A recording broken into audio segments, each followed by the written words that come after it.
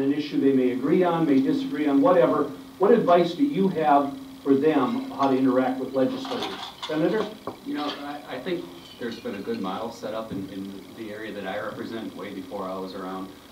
We have monthly meetings with the county board leaders. We have twice a month meeting with the mayor of Sheboygan and their officials. So it's just keeping in regular contact so you know what issues are affecting them.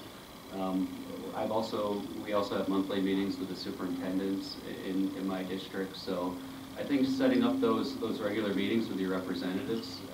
Obviously, I don't always agree with the superintendents, but yeah, we still have a good dialogue, and it's good to hear their side of the story, and it's good for them to hear why we're doing what we're doing. So I guess I don't know if that happens around the state if we're an abnormality or if it is common, but I go to the quarterly Towns Association meetings. So make sure you're constantly connecting with your representatives so you can tell them what's going on and they can inform you of what might be upcoming that affects them. I guess the other thing I guess I would say is don't only always ask for things.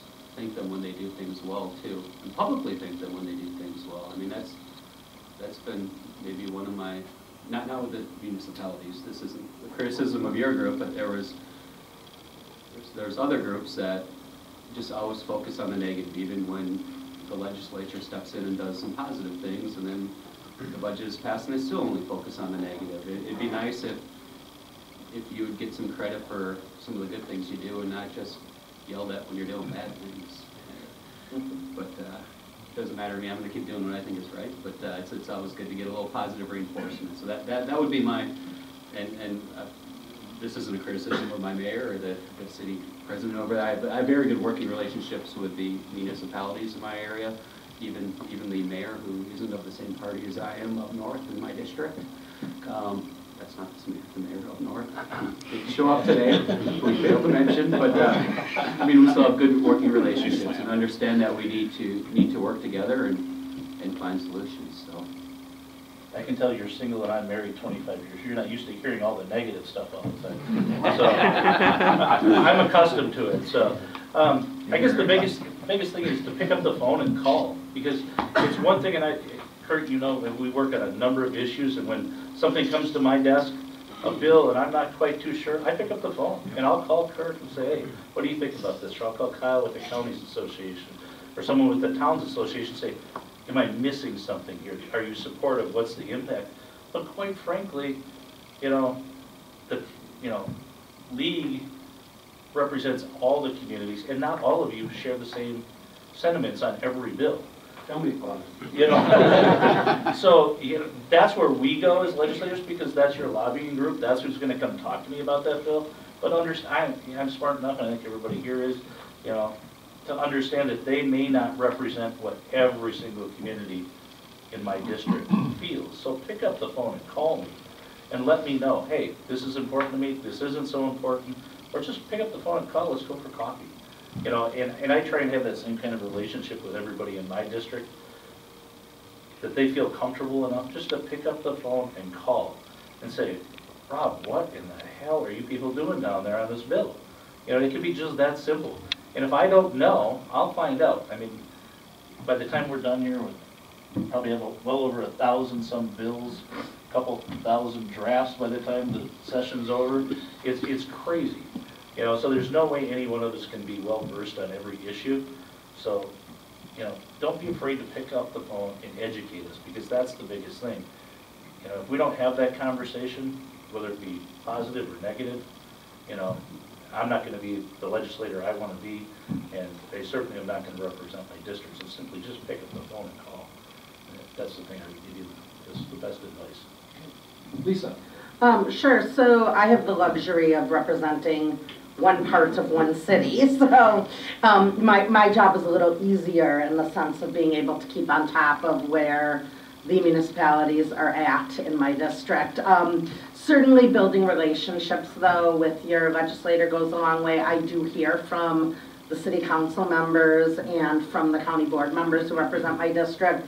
And we do have regular meetings set up, similar to what Senator LeMahieu talked about, to communicate on a regular basis. I think that staying on top of what's going on, that's part of what the league does so well. I mean, I remember from my days as a city council member, part of how I knew what was going on at the city council, or at the state level, was because of the bulletins we got from the league letting us know that.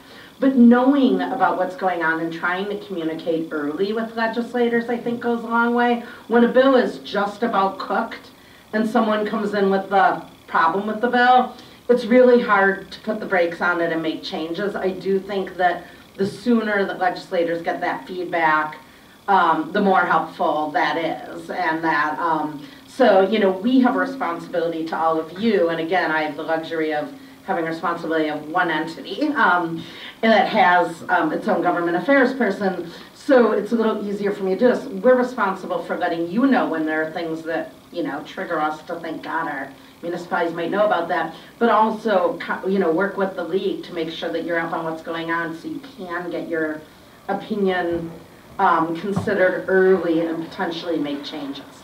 Great, thank you. Todd? I'm in a little better advantage, I think, right now, you know, and when I first got elected to the assembly, you know, was mayor and I'm up in April, and I didn't know if I could handle both jobs, but actually it's been a benefit to me because I had already relationships built with so many elected officials in my district. And I'm also part of the Southwest Regional Planning Commission, which is, you know, is very important too. So I had relationships built, and still, you know, I put on the mayor hat and I deal with mayors and village presidents and stuff. So I have that relationship. So my people in my district, already, my elected officials know that they can call me because we've worked together for years, or as long as I'm mayor. And I think the big benefit, the key thing is, you know, the local officials are nonpartisan. We are, but just because you're Democrat and your assemblyman or senator is Republican, don't look at us in that way, because you need to establish those relationships, personal relationships with your legislators, because we do listen to, doesn't matter. When I just had one of my elected officials in my office today who was not a Republican, but he knows I listen to him, and we have mutual respect. And it doesn't matter at the local level what party we are, because we do listen to you. And I think it's important to build those relationships with your legislator.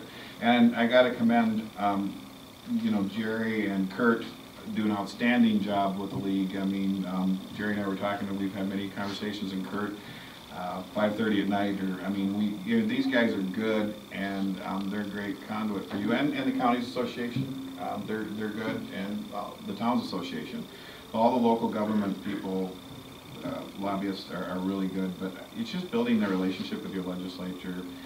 Because when you call me on something, I don't care what party you're from, if it's an issue that affects you or you feel affects your municipality, I want to know about it and see what I can do.